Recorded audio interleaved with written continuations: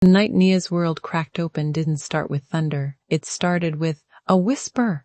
A whisper.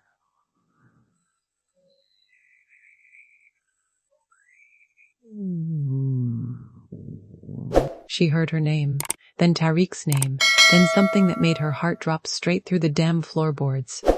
Tomorrow morning, the surgery has to look accidental. Nia's eyes snapped open. Cold fear punched her chest, clean and sharp. Cold. They weren't talking about Tariq. They were talking about her. She sat up slowly, her head pounding, but her mind razor sharp. She wasn't losing it. She heard them right. Someone wanted her on an operating table for the last time, and that someone wasn't a stranger. It was her husband. Mr. Perfect. Mr. Sweet Talk, you into anything, Mr. My wife is all I got. Yeah, that guy. Nia swung her legs off the bed. The world tilted for a second, then steadied. She wrapped her robe around her shaking body and peeked into the hallway. The kind of quiet right before something ugly jumps out. She slipped into the hall anyway. No way she was staying in that room waiting to be sliced open like some bonus check. Her heart thudded in her ears as she moved.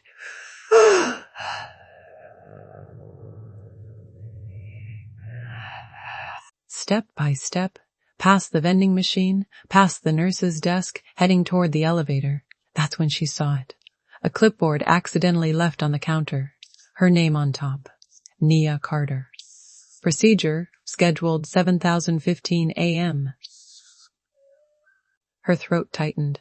The paper looked innocent, too damn innocent. She picked it up with trembling fingers.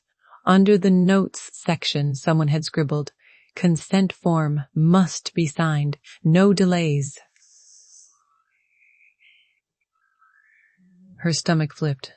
They were going to force her, one way or another. A cold sweat broke across her neck. Nia dropped the clipboard and backed away. "Okay," she whispered to herself. "You gotta breathe, girl. Breathe." But breathing didn't fix the truth. Tariq set her up, her own husband. He wanted her dead. Why? Why now? Something had gone wrong in his plans, something big.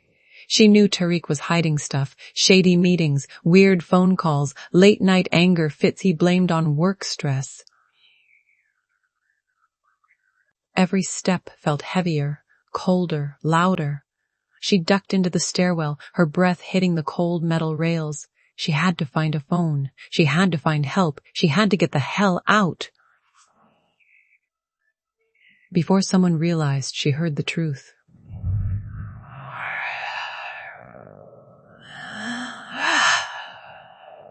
Her slippers slapped against concrete as she rushed downward, gripping the handrail like it could save her life. Maybe it could. At the landing between floors, she paused. Because she heard it again. Voices. Deep. Male.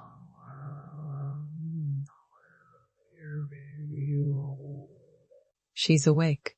We need to move her tonight. Did Vaughn prep the paperwork? Yes, he just needs her signature. Nia's lungs froze. Her fingers tightened around the metal railing until her knuckles went white. They were talking about her. Again.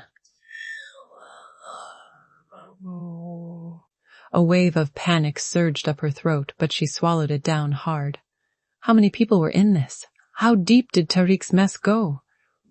She leaned forward, just enough to peek through the gap in the stairs. 2 men in blue scrubs. Not nurses. Not security. Her heart slammed against her ribs. All right, one said. Once she signs, it's easy, in and out. The payout hits Friday. Payout? Blood roared in her ears. She didn't need any more clues. She needed to disappear. Fast. Nia slipped off her slippers, holding them in one hand, moving barefoot so she made no sound. The only sound she heard now was her heartbeat, loud and scared, but steady. She descended. The thing about fear is, it doesn't just sit in your chest. It crawls. It spreads. It climbs right up your spine and whispers, "Move. Now." And that's exactly what Nia did. Barefoot, shaking, heart thundering like a damn marching band, she pushed open the stairwell door on the ground floor and slipped into a dim hallway most patients never even see. This area wasn't meant for visitors. Concrete walls. Perfect place for someone to disappear or be made to disappear. She hunched low, hugging the wall, scanning left and right. Her mind raced as fast as her pulse. Why did Tariq want her gone? Money? Insurance? Some side deal? He couldn't close while she was alive. She played back the last few months like a tape on fast forward. His sketchy late-night meetings. His new obsession with her signing documents she didn't get to read. His sudden sweetness any time she asked questions. Too much sweetness, the kind that rots. She wrapped her arms around herself as she crept toward a metal door with a small glass window. Administration, the sign read. Good, phones, computers, security access, anything she could use. She pushed the door locked. Not when she heard footsteps echoing faintly through the hall she'd just left. Deep, heavy. Men's footsteps. Her pulse spiked. They were searching. Already. She ducked behind a tall rolling shelf stacked with boxes labeled Files 2018-2020. The dust made her nose itch, but she clamped a hand over her mouth and held her breath. The footsteps grew louder, closer. She couldn't have gotten far. Boss is pissed, the other muttered. Says this whole thing goes sideways if she talks. Nia felt her stomach twist. Tariq wasn't just involved. He was the one pulling strings. Her hand curled into a fist on her lap. But she wasn't going out like that. Not today. The men split up, one heading toward the elevators, the other coming straight down the hallway toward her hiding spot. She tucked her feet in tighter, pressing her back so hard into the shelf she felt the metal frame dig into her spine. The man's shadow stretched across the floor, creeping, lengthening, getting way too close. She prayed he wouldn't look behind the shelf. He paused, turned his head, listened. Nia didn't breathe. Her lungs burned, her eyes watered, her fingertips tingled. Then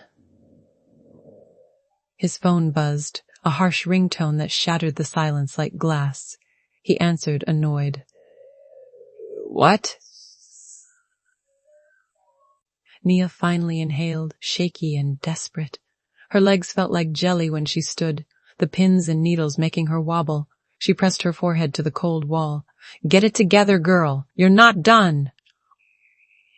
Across from the shelf, she spotted another door, unmarked, slightly open. She slipped toward it, cracked it wider, and peeked inside. A supply closet, small, crowded, but with something she needed. A landline phone, mounted on the wall. Old, dusty, but definitely working. A dial tone. Thank God. She punched in the first number that came to mind, her older sister Misha. It rang. Nia, he said softly, like 100 times. All it takes is one voice to drag you straight back into the hell you tried to crawl out of. And hearing Tariq on that phone? It snapped Nia right into every red flag she'd ignored. His charm. His lies.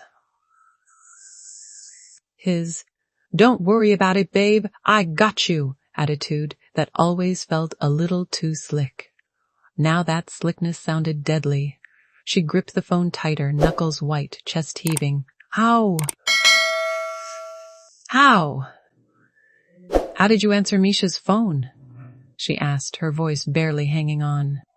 Tariq chuckled, low, lazy, like he was leaning back with his feet up. You make it sound like I did something wrong, babe. Nia's eyes filled with hot tears. He only called her babe when he was hiding something. She whispered, Where's my sister? She's safe. For now. Nia felt her legs weaken, her back sliding down the wall until she hit the floor. What I want is simple. You come back upstairs. We talk like adults. We fix this little problem. Little problem. I'm not coming back. You sure about that? He said, voice flattening, soft but sharp like a blade hidden in cotton. Because, baby girl, if you don't, things are gonna get messy for everyone, real fast. Her stomach dropped. Before she could answer, the line clicked dead. He hung up on her. She stared at the receiver, her whole body trembling. Her sister was in danger. She didn't know where the men were now. She didn't know if Tariq had already locked onto her location, but she knew one thing: she couldn't freeze. Not now. Not with lives on the line. Nia wiped her face with her sleeve, forced herself to breathe slow, steady, focused. Steady. Think, girl, she muttered. She needed to move. Fast, quiet, smarter than them. She cracked the supply closet door, checking the hallway. Clear. For now. She slipped out, hugging the wall again, listening for footsteps, voices, anything. Her brain replayed everything from the past week, every weird detail that didn't make sense before. The hospital intake form she didn't remember signing. The hushed phone calls about timing. The sudden push for a new life insurance policy with her name all over it. Her throat closed. It wasn't random. It was planned. And she was supposed to vanish in this hospital. No questions asked. She moved toward the back hallway where emergency exits usually were. Just had to get out. Out of the building, into public, into light. But as she rounded the corner, she stopped dead. Two silhouettes stood at the far end, blocking the exit. Big, broad, arms crossed like they'd been waiting. Nia backed away slowly, her breath catching. She turned, ready to run the other direction, only to freeze again, because a third man stepped out from another doorway, closing off that path too. Trapped, cornered, nowhere to go. Where do you think you are going, sweetheart? His voice made her skin crawl. Nia's eyes darted around desperately, searching for any gap, any crack, any opening. Nothing. Too late for that. Another stepped closer.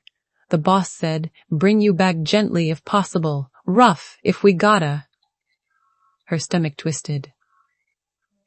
Their shadows stretched long on the floor, creeping toward her like dark hands. Don't touch me, please. The leader took one step, then another, slow, confident, like he was closing in on a prize.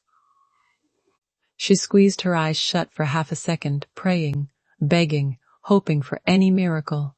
And when she opened them, she saw something she didn't expect. A door. Because she saw, feel your soul scream even though you don't make a sound. That was Nia, right there in that hallway, staring at the morgue door like it was calling her name. The men kept closing in, their boots echoing slowly, heavy, hungry. She felt the walls pull tighter, like the whole hospital was shrinking around her. Her breath shook, her hands trembled, but something inside her snapped awake. A spark, a shift, a quiet voice saying, No, you're not dying today. The leader smirked. Where do you think you are going, sweetheart? We ain't done. She didn't answer. She couldn't. Her focus locked onto a tiny metal object clipped to the man's waist. A hospital badge. A key ring attached. Bingo. If she could get one key, one card, she might unlock a door, trigger an alarm, anything to buy time. But he was close now, too close. His shadow swallowed her feet, then her legs, creeping up her like a dark wave. But we got options if you're in too much trouble. Her heart thumped so loud she could barely hear him. She edged sideways again, eyes never leaving that key ring. He reached out. His hand brushed her arm. Cold, rough, possessive. That touch lit a fire under her. "I'm warning you," she blurted, voice cracking. "Don't touch me again." He laughed, a deep, ugly sound. This girl got jokes. Another one stepped behind her, cutting off the last bit of hallway. She smelled his cologne.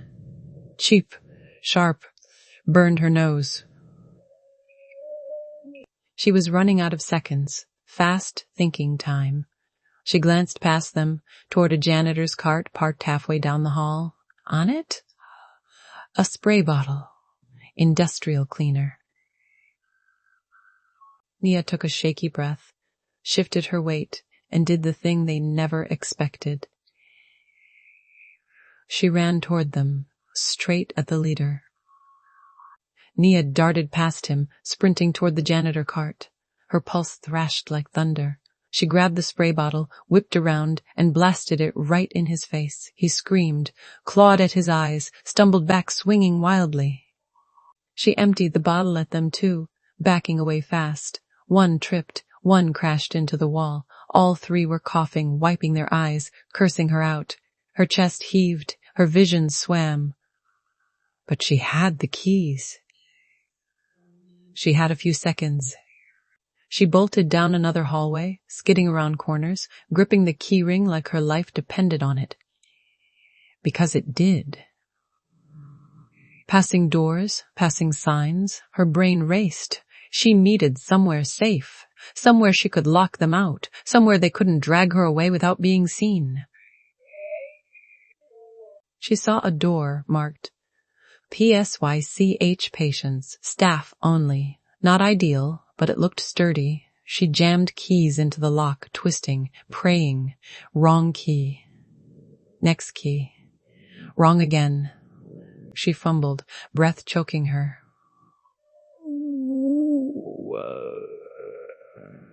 It jammed halfway, stuck. Her pulse spiked. No, no, no, no, please. She yanked it out, tried the last key on the ring. Flick. The footsteps stopped right outside. Then fists hit the door, hard. Open. Open. Help. No clue where they'd take her if they got inside. Her chest rose and fell like she couldn't get enough air. Then her eyes landed on something in the corner, a small red box mounted on the wall. An idea slammed into her mind so hard she almost gasped. If she pulled it? Sprinklers. Sirens. Automatic emergency locks. Hospital staff flooding the hall. The men wouldn't be able to drag her through that chaos. They'd have to run. Disappear. Tariq would know she was fighting back. But she didn't care anymore. She wasn't dying quietly. Nia stumbled to the alarm, reached up, fingers shaking. The door behind her groaned. Metal bending. Voices yelling. She yanked the fire alarm down with all her strength. The sirens exploded through the hospital, light flashing, sprinklers blasting ice-cold water from the ceiling. Nia gasped as the water drenched her, but she didn't move. She just stared at the door, listening to the chaos erupt outside. And for the first time that moment that fire alarm screamed through the halls, everything flipped. It wasn't just noise, it was freedom, chaos, and a warning shot all wrapped into one. Water blasted from the sprinklers, soaking Nia instantly. Cold, sharp, shocking her system awake. Then she heard yelling, the men scrambling. One of them shouted, "Fall back! Staff's coming! Move!" Their boots slammed the floor as they ran off, voices fading into the madness. Nia sagged against the wall, breath shaking, body trembling like she'd run a marathon on broken legs. But she didn't have time to fall apart. Not yet. She wiped water from her face, forced her hands steady, and unlocked the door. Sirens blared overhead. Lights strobed red and white. Patients and nurses rushed around like the whole world cracked open. It was her moment. Her only chance to blend in and disappear before anyone realized she wasn't supposed to escape. Everyone was too busy shouting, guiding patients, pushing gurneys away from the danger zone. Nia kept her head down, moving with them, heart still slamming hard. Then she saw security rushing past her, running in the opposite direction. Perfect, even. The men wouldn't risk being seen, not in this mess. She edged closer to the exit doors, almost there, maybe 20 feet away. And then she froze.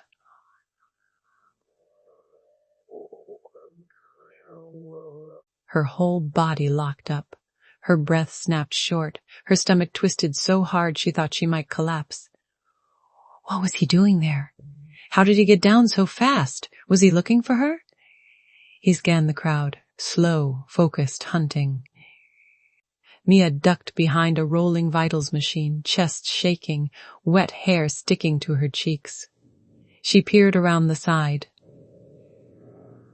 Tariq took a step forward, adjusting his jacket, jaw clenched, eyes dark with annoyance. A nurse pointed toward the elevators, explaining something. Tariq nodded. But then he turned his head slightly, eyes narrowing, almost like he sensed her. Nia felt her pulse jump. She had seconds. Maybe one. She whispered to herself. Move, girl, move. She waited for a group of nurses to rush past with the patient, then slipped out from behind the machine, blending into the cluster, walking fast toward the doors. She didn't look back.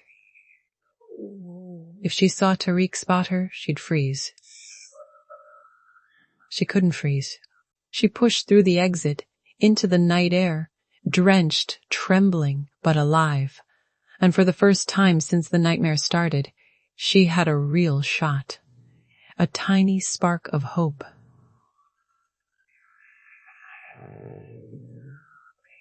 Think stepping outside would feel safe, right? But the second Nia hit the cold night air, she realized something terrifying. She had no bag, no phone, no money, nothing but soaked scrubs and a key ring she couldn't use. Freedom felt a lot like standing on a cliff with no parachute. She hurried across the parking lot, feet slapping against the pavement, hair plastered to her face from the sprinklers. Every shadow felt dangerous. Every car looked suspicious. Every person could be one of Tariq's guys waiting to grab her again. She whispered to herself, "Don't stop, don't think, just move." Her hands shook so hard she had to tuck them under her arms to steady them.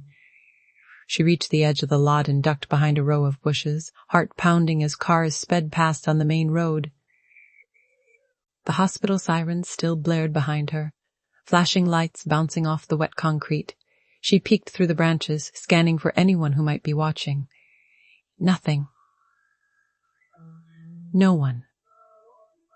Just darkness, headlights, and the sound of her own ragged breathing. A voice she knew too well. Tariq. Her stomach dropped like a stone thrown in water. He was outside now, pacing near the entrance, talking on his phone with that angry, clipped tone he used when things slipped out of his control. She strained to hear, holding her breath. She couldn't have gone far. Check the lot. Check the street. I don't care how wet you are. Just move. Nia pressed a hand over her mouth to stop the cry rising in her throat. They were looking for her, actively. A bus rumbled toward the stop down the block, brakes squeaking, doors hissing open. It was a lifeline. A shaky, unpredictable lifeline, but still a way to get distance. Nia crouched low, staying hidden behind the bushes until Tariq turned away toward the ER doors. Then she bolted. Her legs burned, her feet ached, but she pushed harder, sprinting down the sidewalk with everything she had left. The bus driver stared at her like she'd crawled out of a storm drain. She gasped. Please, please let me on. But then he nodded. Get in! She stumbled up the steps just as the bus doors hissed shut behind her. She collapsed into the nearest seat, chest heaving, tears mixing with sprinkler water on her face. The bus pulled away slowly, then faster, rolling out of the hospital zone. Nia watched through the fogged window as Tariq stepped into the parking lot again, scanning the darkness, jaw tight with rage. He was too late. She whispered under her breath. Sometimes the scariest moments aren't when you're running. It's when everything finally goes quiet, and you realize the danger is still out there waiting for you. That was Nia on that bus. Soaked, shaking, staring out the foggy window while the city blurred past like smeared paint. Nobody on board looked at her twice. A man snored in the back. A teenager tapped his headphones. A woman held groceries in her lap. Normal people living normal lives, and she was sitting there, heart ripped open, running from someone who once swore he loved her. She hugged her arms tight, whispering to herself, You're okay. You're okay. Just breathe. But the truth? She wasn't okay. Her mind replayed everything. The locked office drawer, the fake hospital forms, the men waiting in the hallway, the morgue door staring at her like her future. It made her skin crawl. The bus rattled over a pothole, jerking her out of her thoughts. She needed a plan, some kind of next step. She had no ID, no phone, no contacts she could trust, no guarantee. Tariq wasn't tracking her somehow. But she wasn't helpless. Not anymore. She wiped her face and forced herself to look around. At the street names. She needed to understand where she was going, not just run blind. When the bus slowed at a red light, she spotted a small convenience store across the intersection, bright. Still open. A place where she might use a phone, maybe ask for help, maybe call someone who could get her off the radar for a few hours. She stood up, legs wobbling, gripping the seat back to steady herself. The driver glanced at her through the mirror. You getting off here? Yeah, she whispered. Yeah, I need to. He nodded, pulling to the side. The doors hissed open. A wave of cool night air hit her as she stepped off. Her clothes clinging to her skin, hair dripping cold down her back. The bus pulled away, leaving her alone on the sidewalk.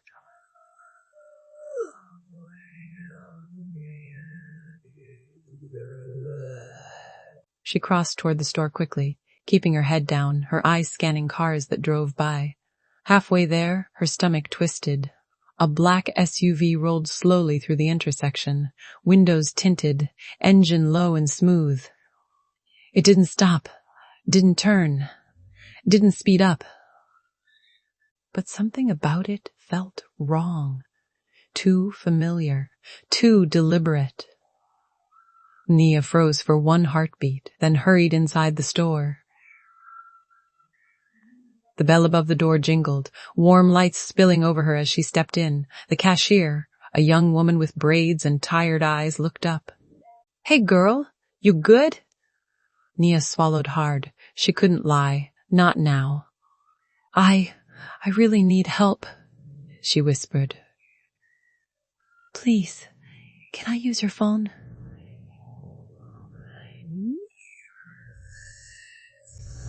she didn't dial the police. Not yet. If Tariq really had connections, she needed to think smart. Instead, she dialed the one person she never thought she'd have to call, her estranged older brother.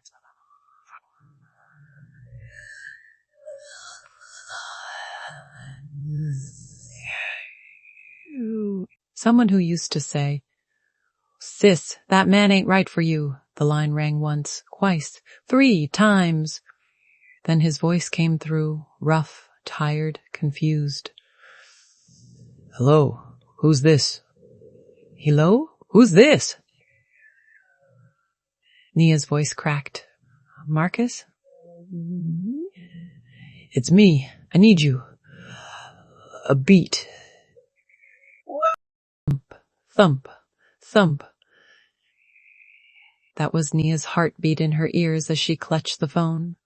She hadn't heard Marcus's voice in 2 years, but right now his voice felt like oxygen. "Nia, talk to me," he demanded, sharper now, protective. "What happened?"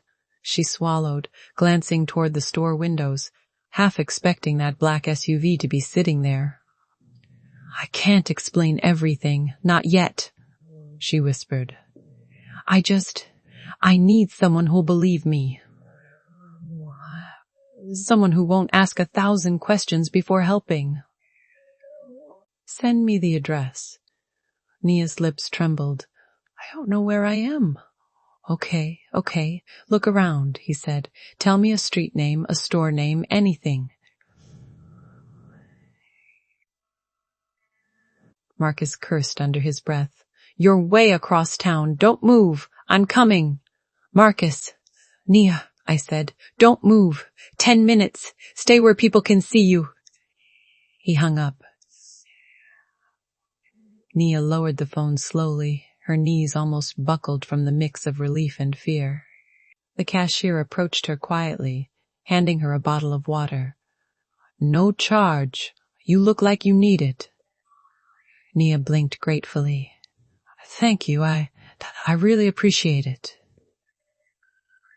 The girl nodded.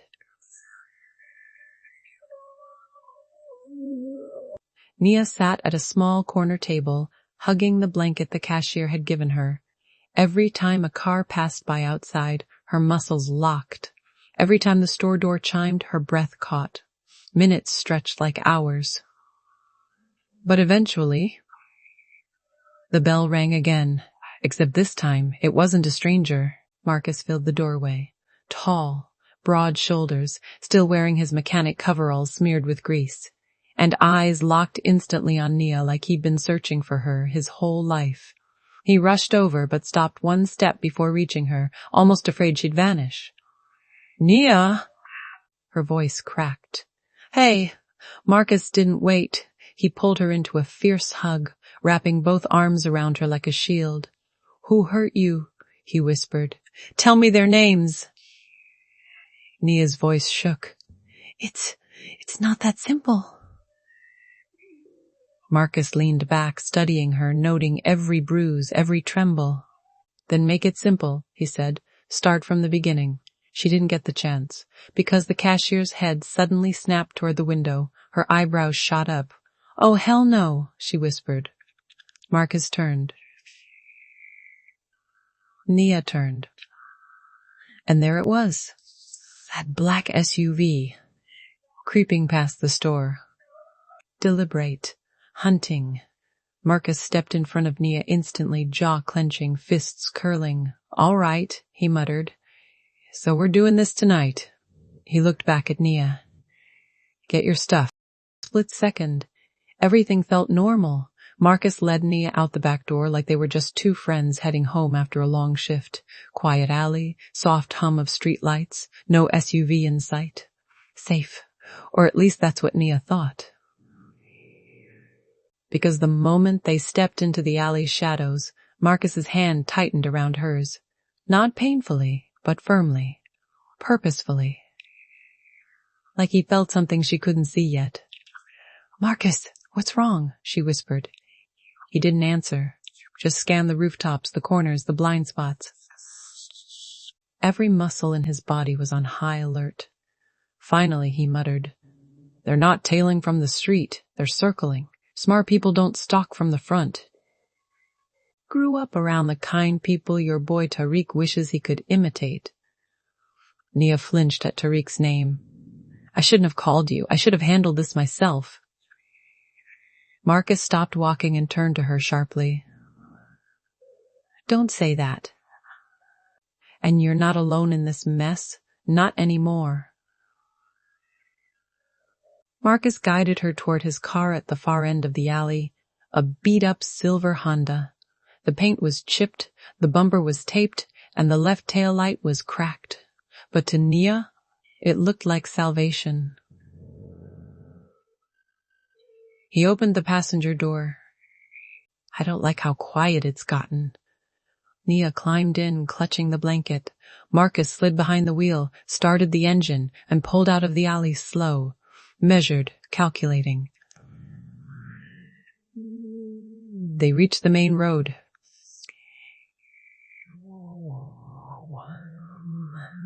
No black SUV, no suspicious headlights, no one was speeding behind them. Nia exhaled shakily. "Where exactly are we going?" Marcus rubbed at his jaw. "My aunt's old cabin, middle of nowhere, no neighbors, no cameras, no street names. You'll be safe there while I figure out what Tariq's really after." She winced. "Marcus, he wants me." "He's not gonna just let this go." Marcus shot her a look, raw, intense, protective. "Then let him come. I got something ready for anybody who thinks they can put you in danger again." Nia's pulse kicked. Instead, he slowed the car as they approached a red light.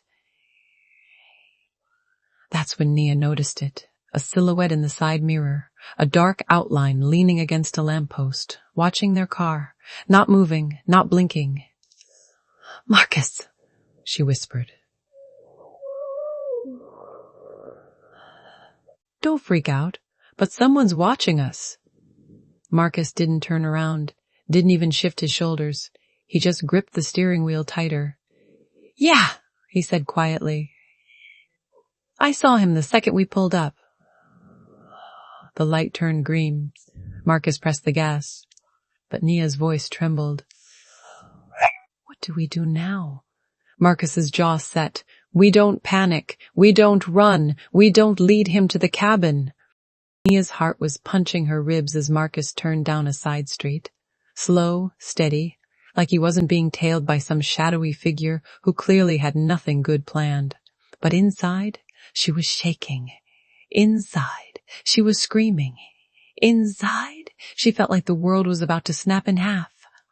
"Marcus, he's still back there," Nia whispered, gripping the blanket like it was a seatbelt for her soul.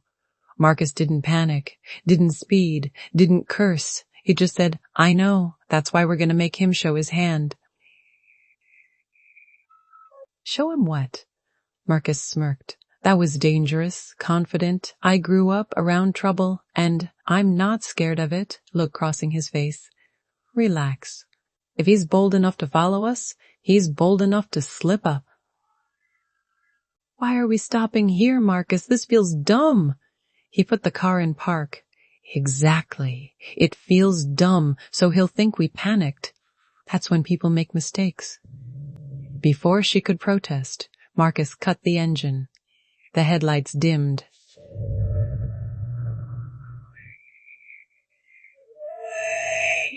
For a moment, nothing moved. Just the hum of the city in the distance, the echo of tires on faraway roads, the beat of her own fear. Then, footsteps. Slow, heavy, purposeful. "Stay low, don't move." And then, a figure stepped into view, hood up, hands in pockets, face hidden. Nia's breath hitched. "That's him. That's the guy, Marcus." "What do we do?" Marcus cracked the door open. "Stay here. If anything goes wrong, crawl to the driver's seat and go. Doesn't matter where, just away." Before she could beg him not to, Marcus stepped out of the car and shut the door behind him. The sound echoed loud in the empty lot.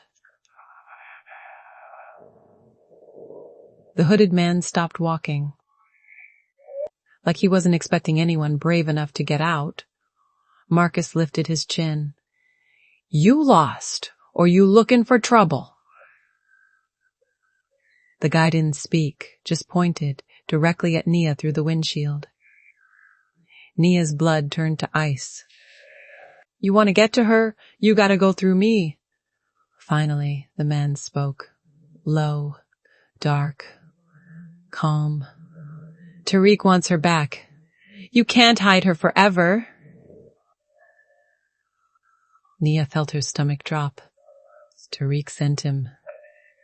"Tell your boss," he said, stepping closer. He better send someone tougher." I looked at Nia. "You good?" She wasn't, but she nodded anyway. Marcus pulled out of the lot. This time, faster, more direct. "We go to the cabin now. No more stops." Nia swallowed hard. "Marcus, what if Tariq sends more?"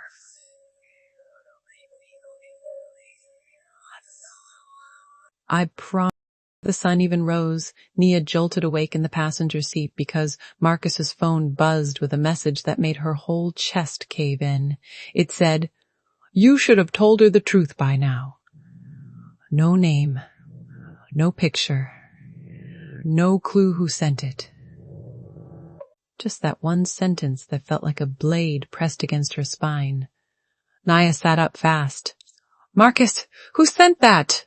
What truth are they talking about?" Marcus tightened his grip on the wheel, jaw clenched so hard she could hear his teeth grinding. "Yeah. Trolls know how to find numbers these days." Nia shook her head. "No, that message was about me. Someone knows us. Someone knows where we are. Don't lie to me right now." He didn't answer, didn't look at her. Just kept driving through the thick trees and winding roads that led toward his dad's old cabin. That silence hit her harder than yelling ever could. "Marcus, what truth?" she whispered, voice trembling like she already knew she wouldn't like what he said. Marcus finally exhaled, slow, heavy, tired. "There is something I should have told you earlier, but tonight was too damn wild and I didn't want to dump more stress on you." Nia's heart crawled into her throat. "What is it?" "Nia, my brother used to work for Tariq." She froze, like her whole body locked up, like her lungs forgot how to breathe. "You're... what?" Marcus nodded slowly, fists clenched on his lap. "He got mixed in with Tariq's people years ago. I warned him that Tariq wasn't the type you just walk away from. But he didn't listen, and he paid for it. That man ruined my brother's life." Nia leaned back, stunned. "And that's why I couldn't leave you in that house tonight. Not another damn second." Her eyes burned with tears. "So this was personal for you?" "Hell yeah, it was. The second I saw him lay a hand on you, I saw my brother all over again." Nia covered her face, overwhelmed by fear, shock, and something else she couldn't name.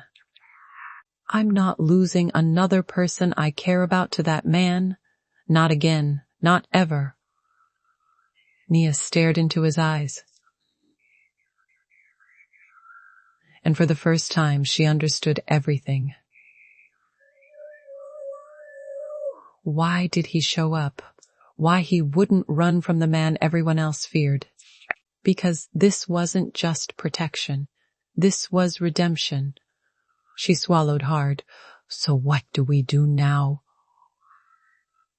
Marcus put the car back in gear, eyes sharp, focused, burning with purpose. "Now we stop running. We get to the cabin. We get to the cabin."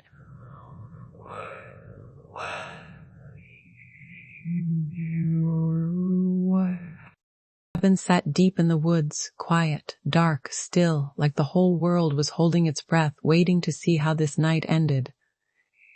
Nia stepped out of the car, legs weak, soul shaking, stomach twisted so tight she thought she'd collapse.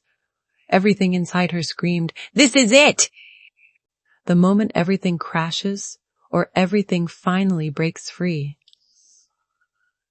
Marcus walked around the cabin, checking windows, checking the locks, moving with sharp, trained focus. "You're safe here. Nobody gets in without me knowing." "You know he won't." Marcus stepped closer, voice low, steady, unshakable. "Yeah, I know. That's why we end it tonight." Before she could ask how, headlights flashed between the trees, bright, sudden, slicing through the darkness like knives. "Marcus, he found us!" Marcus didn't flinch, didn't hesitate. He stood in front of her like a wall carved from stone.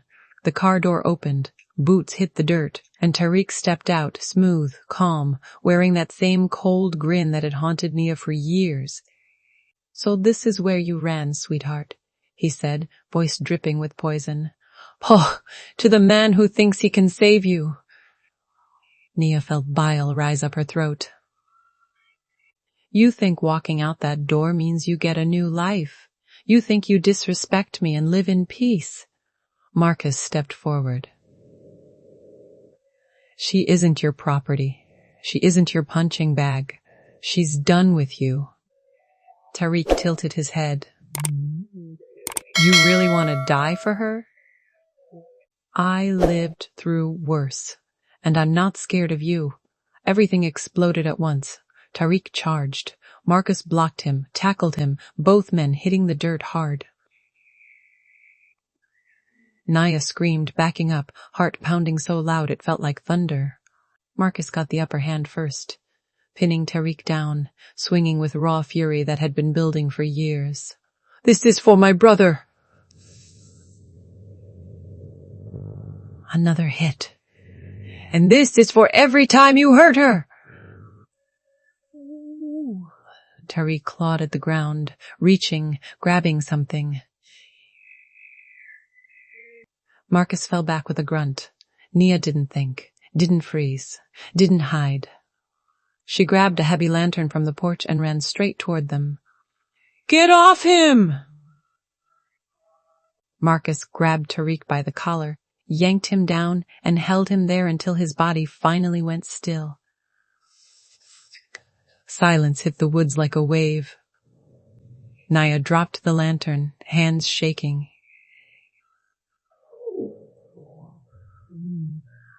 "He's done." Nia crumpled into his arms, sobbing into his chest, shaking from shock and freedom all at once.